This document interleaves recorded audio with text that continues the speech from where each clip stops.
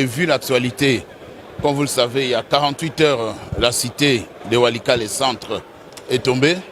Il était donc important pour nous de venir à cette plénière et parler au nom des populations de Walikale.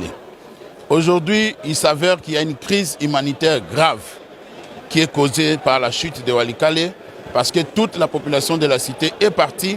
Les populations environnantes vers la route qui va avec Kisangani, c'est-à-dire la cité de Moubi, Njingala, Makana, Logu, tous sont sur la route. De même au niveau de ceux qui sont venus depuis Goma, la cité de Pinga, Kachebere, Luvungi, Mtakato, toutes ces populations sont sur la route en détresse.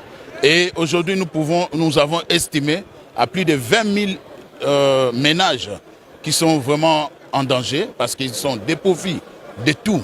Les gens n'ont pas de l'eau potable, ils n'ont pas de toit, ils n'ont pas à manger, ils n'ont pas de soins médicaux et ils sont livrés aux intempéries de la nature.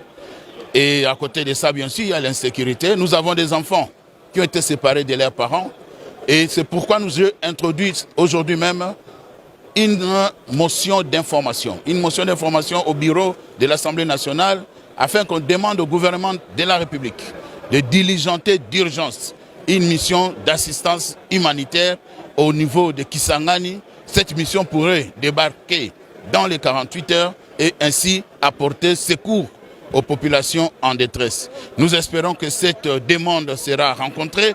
Vous savez que Walikale a résisté pendant plus de 3 mois au niveau des limites avec Massissi, dans le Pinga Kachebere, mais seulement voilà, les verrous a sauté et il y a 48 heures, Walikale est tombé.